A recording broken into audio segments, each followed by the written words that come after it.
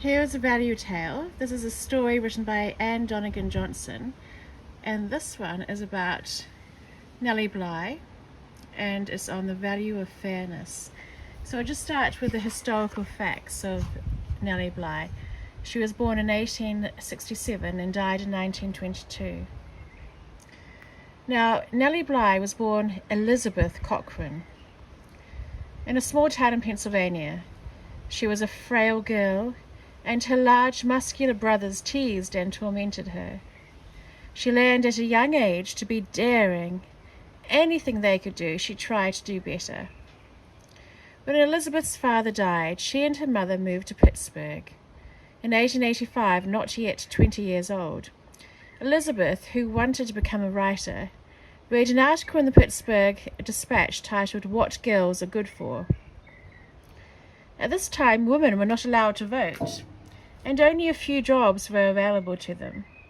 The article was strongly opposed to women's rights to vote and to have careers outside the home. Elizabeth was infuriated, and she wrote a stinging rebuke to the editor. George Madden, who had written the article, was so impressed by the anonymous letter that he ran an advertisement asking the writer to contact him. Madden wanted to hire the writer as a reporter for his newspaper, but when he discovered that Elizabeth was a woman, he almost changed his mind, but in spite of himself, he offered her a job. Elizabeth's name, however, could not appear on the articles she would write. She had to use a pen name, so she chose Nellie Bly, taken from a popular song by Stephen Foster. Nellie wanted to write from first-hand experience about social inequity. She went into Pittsburgh's slums, factories, hospitals, orphanages, and prisons, and she wrote about all the dismal working and living conditions she encountered. Her exposés engaged public interest, but enraged the businessmen who ran the places that she wrote about. Madden encouraged Nellie to take a vacation, and Nellie headed for New York, where she was turned away from many newspapers solely because she was a woman. Finally, she convinced Joseph Pulitzer and John T. Cockrell to put her on the staff of the World. She promised them a story about the city's insane asylum, Blackwell's Island. Nellie's sensational Blackwell's Island story prompted an investigation. Reforms were initiated and the city improved the institution. But Nellie was just beginning. Disguised, she exposed fraudulent employment agencies. She framed herself on a theft charge with a friend and got arrested. She wrote about the injustices to women prisoners. She threw herself off a ferry boat to test the efficiency of the rescue crew. She exposed a corrupt lobbyist, and she encouraged women to demand their rights.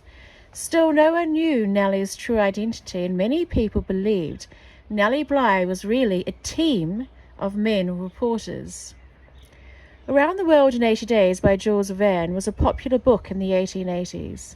Nellie wanted to outdo the speed record set by Verne's fictional hero Phileas Fogg. Pulitzer thought it was a good idea, but wanted to send a man. When Nellie said that she would take the trip for another newspaper, Pulitzer relented. She set out from New Jersey on November 14th, 1889, and arrived back in New Jersey exactly 72 days, 6 hours and 10 minutes later. She had beaten the record.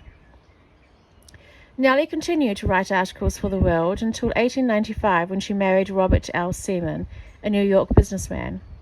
They lived quietly in New York until Seaman's death in 1910. Nellie was in Austria during the outbreak of World War I. She returned to the United States in 1919 and was hired by the New York Journal. When Nellie died 3 years later of pneumonia, the journal paid her a tribute she would have been proud of. It said she was considered the best reporter in America. So let us begin with this story. This is a fictional story based on true events about the life of Nellie Bly, or Elizabeth Cochran. And it's written by Anne Donegan Johnson. Once upon a time.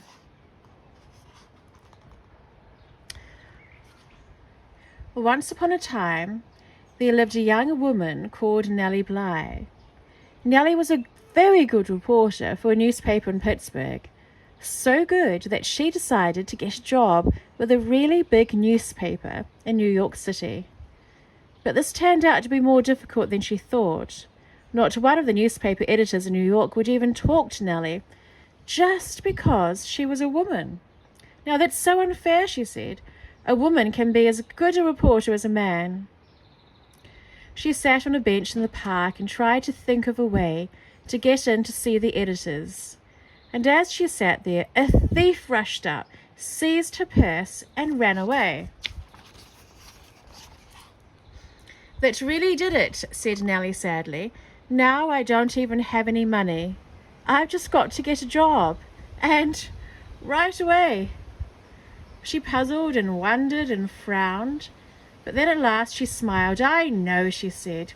I know how I can convince the editor of the New York World to give me a job as a reporter with his newspaper. As Nellie approached the offices of the newspaper, she twirled her lucky ring round her finger. This time I will make sure someone will see me, she said to herself. And what do you think Nellie was going to do? Nellie walked into the offices of the big newspaper. I've come to see Mr. Cockrell, she said boldly. The guard at the door just laughed. Mr. Cockrell, the editor, is very busy. Just the same, I want to see him, said Nellie. Look here, young lady, said the guard. I'm here to see that no one gets in without permission. Now go away. Mr. Cockrell won't see anyone today. Then I'll wait, said Nellie Bly.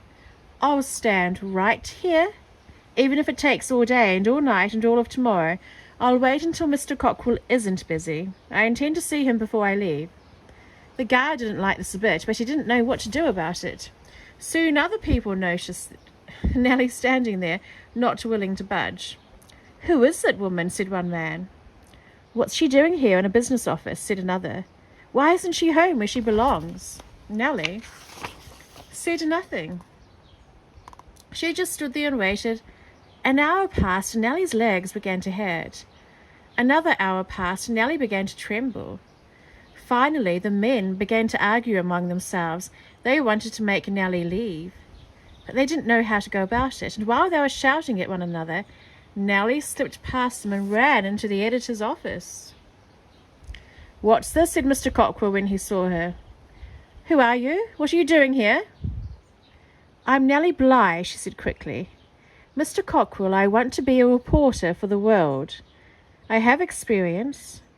I've written stories for the best newspaper in Pittsburgh. A woman reporter, cried Mr. Cockrell. Impossible. The World doesn't employ women reporters. That's not fair, cried Nellie. Then she stopped and took a deep breath. Mr. Cockrell, I know that you have plenty of good reporters, she said. But don't turn me down until you hear what I have to say. Then she started to tell Mr. Cockrell of a plan she had that was daring and brave. As she talked, the great Joseph Pulitzer, who owned the newspaper, came quietly into the room. He stood and listened to Nellie, and his eyes grew wide with surprise. I'll pretend that I'm insane, said Nellie. Then I'll be sent to the institution on Blackwell's Island, where mentally ill people are cared for. Blackwell's Island, cried Joseph Pulitzer. That's one of the most frightening places in New York. No one knows what goes on there. I'll find out what goes on there, promised Nellie, and I'll write a story about how the poor people at Blackwell's institution are really treated. Very well, said Mr. Pulitzer. If you can get on that island and write a good report for the World, then I'll hire you.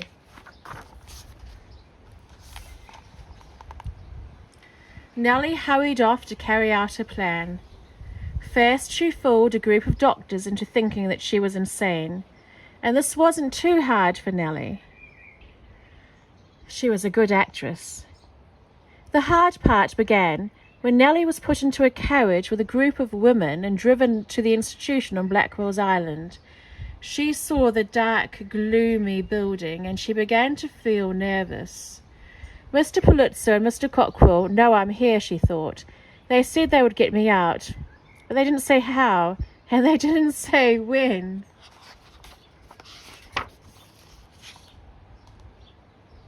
The doctors and nurses at Blackwell Island were supposed to help mentally disturbed people get well so that they could go home.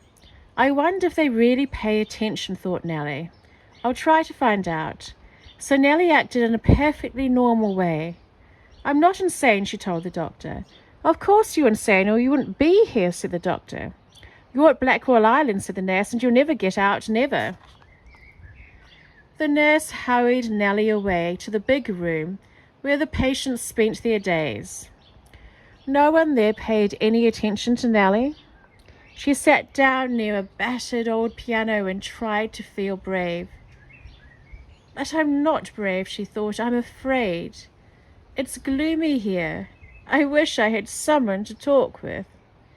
At that moment, a little mouse popped out of the piano. You can talk with me if you like, said the mouse. My name's Sunny, and I'd like to be friends. Nellie laughed. She knew that mice can't really talk. She was just pretending that she had a friend in that lonely place. Just the same, she was glad to see Sunny. At supper time, Sunny scampered along to the table with Nellie.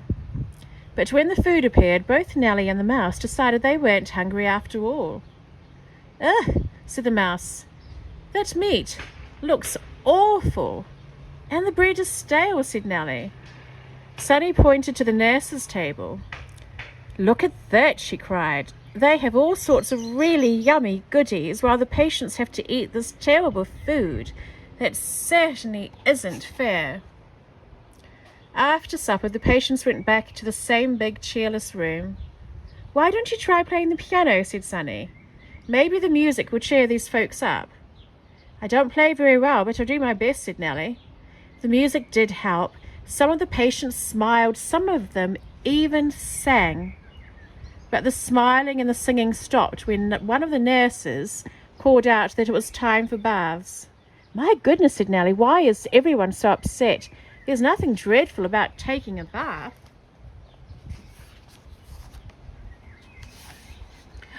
Nellie soon found that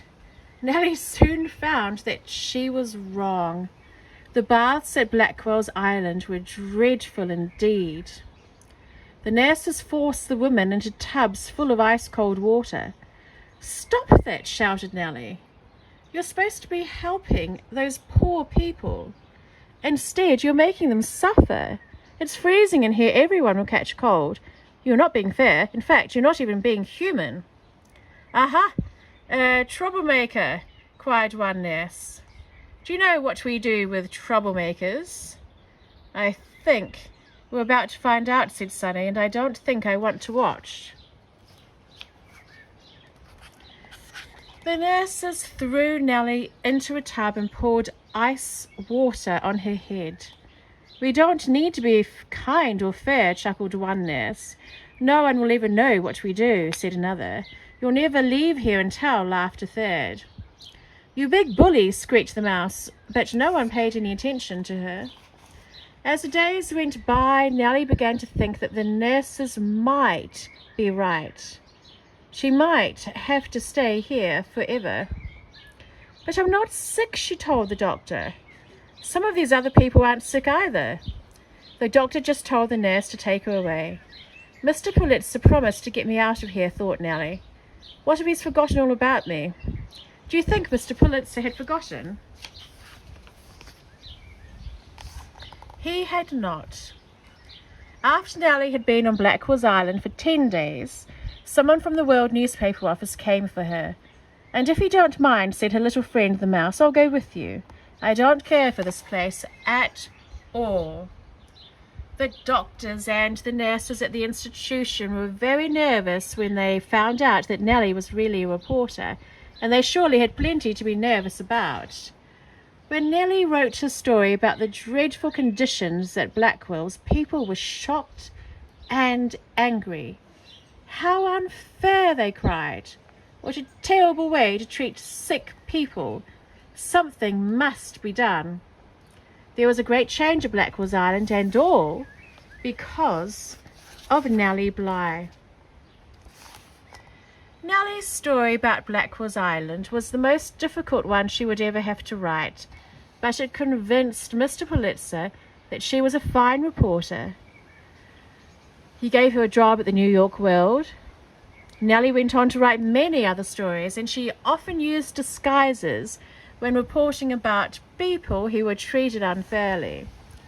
"You're becoming famous, Nellie Bly," said her little friend Sunny. "Do you know what people are saying about you? Whenever they see unfairness that should be exposed, they say, 'Send for Nellie Bly. She can do anything.'" Sunny was right. Nellie wrote so many stories, and she became so famous that other newspaper people became jealous. "What's the matter with you men?" shouted one red-faced and angry editor to his reporters. "How can you let a mere girl like Nellie Bly get ahead of you every time?" "Nellie Bly isn't any mere girl," said one reporter. "In fact, there really isn't any Nellie Bly," said a second newspaper man. "The World News is trying to fool us," declared a third. "They've got a whole team of smart men reporters working on those stories, and they want us to believe they've got just one girl." But even Nellie Bly made mistakes. One day, she heard that a Broadway producer wanted chorus girls for a musical show. "I'll try out for that job," Nellie decided. "Then I can write a story about how chorus girls are treated, and besides, it could be fun." "Are you sure it's such a great idea?" said Sunny the Mouse. "Chorus girls have to dance awfully well." "It's a fine idea," said Nellie. "Why not? I've had a few dancing lessons," and Nellie dashed off to get a job in the chorus. "You'll do," said the stage manager when he saw Nellie. "Here's your costume, get ready." But what about a rehearsal?" asked Nellie. "No time," said the stage manager. "Just follow the other girls. You'll be fine," and he hurried away. "My word," said Nellie. "It's much easier to get a job as a chorus girl than as a reporter." "That's because people think women should work in the chorus," said the mouse, "or as housekeepers or as factory hands. They don't like it when women want to be reporters, and just the same, this job may not be as easy as you think." It wasn't easy. First of all, Nellie looked sort of silly in her costume. With its helmet and spear and shield, she felt sort of silly too. And then when she followed the other women out onto the stage, she started on the wrong foot. Then she kicked while the others twirled, and then she twirled while the others kicked. The audience roared with laughter. "Nellie," called Sunny, "you're going the wrong way. Stop, come back." "Get off that stage," shouted the stage manager. "You'd better stick to newspaper reporting from now on," said Sunny. "After all, I think you have 2 left feet." Nellie didn't answer. She was too embarrassed to answer, but she knew Sunny was right. Nellie never tried to go on the stage again. But soon she had an idea that was even more fantastic. Jules Verne's book, Around the World in 80 Days, had just been published. This was a tale of a man who'd set a speed record by travelling all the way around the world in only 80 days. In Nellie's day, it was difficult to travel. There were no airplanes and no cars. Trains and boats were slow. Most people travelled by horse and buggy. "No one can really travel around the world that quickly," said Sunny. "Oh, I don't know about that," said Nellie Bly. Nellie went to see Mr. Pulitzer, and she told him her plan. "I want to go around the world," she said, "and I want to do it in only 75 days. "Impossible," said Mr. Pulitzer. "It can't be done in that time. Besides, you're a woman, and women simply don't travel alone." "It's not fair," protested Nellie. "Men travel alone all the time. Why shouldn't a woman be able to do the same thing? I know I can make it, and think of the exciting stories I'll send back to the paper." Mr. Pulitzer thought about it, and at last he nodded. "It would be exciting, perhaps the most exciting story of our time. All right, Nellie, you can go." When the other reporters heard about Nellie's trip, they were green with envy. They were also sure that Nellie would never complete the trip in only 75 days. "Mr. Pulitzer should have sent a man," said one reporter. "Women take too many suitcases. That slows them down." But Nellie took only 2 dresses and a coat, and she arrived at the pier to catch her ship with only 1 small suitcase. "Aren't you afraid?" teased a man, "travelling this way without anyone to protect you?" Nellie was a bit afraid, for people had been telling her stories about shipwrecks and pirates and kidnappers, but she wouldn't admit she was scared. She marched bravely aboard the ship with her little imaginary friend, Sunny the Mouse. The voyage was rough, with high seas and gale winds, and many of the passengers were seasick. Nellie and Sunny were very happy to land at Southampton, England. By this time, people all over the world were reading about Nellie Bly and her fantastic journey. A man from the London office of the World met Nellie at the dock. He had a telegram for her. "Why, it's from Jules Verne," said Nellie. "He wants me to visit him at his home in France." "You can do it," warned the man. "You can't do it," warned the man. "You must sail for Italy tomorrow. I have your tickets right here." "But I can't refuse Mr. Verne," cried Nellie. "I know it would take time to go and see him, but I'm sure I can make the time up. I'll take a boat to France and then go to Italy by train." With it, Nellie leaped into the carriage with Sunny, and they dashed away. Jules Verne was very happy to see Nellie when she arrived at his home in France. But he was a little worried too. "Should you have come so far out of your way just to see me?" he wondered. "Oh, yes," cried Nellie. "After all, if it weren't for your book, I wouldn't be going around the world in less than 80 days. "Well, that's true," said Sunny. "But if we miss the train to Italy, we may not get around the world at all." Nellie did not miss the train to Italy, but what a slow train, she said to Sunny. When they were halfway there, "We're almost 2 hours behind time. We're sure to miss the ship for Japan." "Oh, no," cried Sunny. "How will you ever face Mr. Pulitzer?" Nellie was really upset when the mouse said that. She knew that Mr. Pulitzer was depending on her, and that all the newspapers were following her trip day by day. "Perhaps I shouldn't have been so stubborn about going to see Mr. Verne," she said. When the train reached her destination in Italy, Nellie hired a carriage to take her to the wharf. "But it's really no use going," she said to the mouse. "See how late it is. I'm sure the ship has already sailed." Sad and disappointed, Nellie sank back against the cushions of the carriage and buried her face in her hands. But suddenly Sunny cried out, "Nellie, look!" Nellie sat up and opened her eyes. She couldn't believe it. The ship she had to take was still at the pier. "Whoopee!" shouted Nellie. She leaped out of the carriage. She tossed a whole handful of money to the driver. Then she ran as fast as she could up the gangplank to the ship.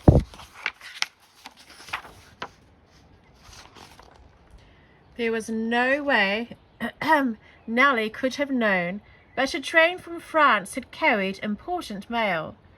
The mail had to be loaded onto the ship, and so the ship had waited for the train.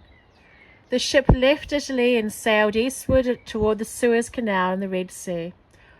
All along the way, Nellie wrote stories about the trip, about the strange new lands she saw, where people talked and dressed so differently from the people back home. Nellie was very happy. Her ship left the Red Sea and sailed into the Indian Ocean, headed for the island nation of Ceylon. But then a terrible storm slowed the ship down, and when Nellie reached Ceylon, she was behind schedule. "You have to make up time again," warned the mouse. "I know, we'll do it somehow," said Nellie, and they sailed from Ceylon to Singapore. When she reached Singapore, Nellie had gone halfway round the world. She stopped and bought a monkey. "Even if I'm late reaching home," she said, "this monkey is proof that I've been in this strange land." Sunny the mouse laughed. "After this, people won't be able to say women can't do things," she predicted. "They won't be so unfair." From Singapore, Nellie travelled on to Yokohama, Japan, and there hundreds of people came to watch her and her monkey board the ship that would take her back to the United States. They're cheering for you, said the mouse. They're hoping that you'll set a speed record. I hope so too. But we're behind schedule, said Nellie. On the third day of Nellie's voyage home, trouble began. Huge storms tossed the ship about. Waves crashed onto the decks, and high winds blew the ship off its course. The passengers were terribly frightened, and even the sailors were scared. Your monkey is a jinx, said the crew members to Nellie. Everyone knows it's bad luck to have a monkey on a ship. We have to throw it overboard, and then the storm will stop. That's not fair, said Nellie. It's silly too. How could a monkey cause a storm? And what do you think happened to the poor monkey? Nellie went straight to the captain. I will not throw my monkey overboard, she said. It isn't fair to expect me to do that. The monkey has nothing to do with the storm. Luckily, the captain wasn't superstitious. Of course it isn't fair to ask you to throw your monkey overboard, he said. Keep the monkey, but keep it hidden so the crew won't be frightened. And after 2 weeks of difficult sailing, Nellie's ship came into sight of land. There's San Francisco Bay at last, cried Nellie. And I see that the crowds have been waiting for you, said the captain. But I'm afraid I can't let you land. There's a rumour that there's a case of smallpox on board, and the health officials want to make certain everyone's well before they leave the ship. But I must get off, cried Nellie. I have no time to waste. I'll jump overboard and swim if I have to. Do you suppose Nellie really did jump overboard? Well, the captain believed she would, so he found another way for her to land. In no time, Nellie and her monkey, and of course her little friend the mouse, were aboard a tugboat, puffing toward the San Francisco waterfront. There's a doctor waiting at the pier to examine us, said Nellie. We won't lose any more time now. Hundreds of people crowded to the dock to cheer for Nellie as she stepped ashore. Bands played and people sang. For 68 days I've been hoeing around the world, and now I'm back in America again, said Nellie happily. There's no place like home. And then she climbed into a carriage to be whisked off to the railroad station. But Nellie's race against time wasn't quite over. She still had to cross the continent and get to the East Coast, where the journey had begun. Cowboys and Indians, ranchers and farmers came from miles around to see her special train speed by. At every stop, people crowded around the train to cheer Nellie on and to stare at the monkey she had brought all the way from Singapore. And when she arrived back home again, there were thousands and thousands of people waiting for her. She's won! She's done it! They shouted. Nellie Bly has gone around the world in 72 days. Nellie's little friend, the mouse, laughed gleefully. They never thought you'd do it, she said. They thought you'd give up just because you were a woman. Nellie was terribly excited by the cheers and the crowds, but there was one person she was especially eager to see. Do you know who that was? It was Mr. Pulitzer, of course. I'm proud of you, said Mr. Pulitzer. Not only have you won your race against time, but you've shown people everywhere that a woman can take care of herself wherever she may go. Welcome home, Nellie Bly. Nellie was very happy, and not only because she had won her race against time, she was happy because she knew that many people would now be treated more fairly because of what she had accomplished as a newspaper reporter. Think about it, then ask yourself how fair you are in the way that you treat others. Do you believe that fairness is important?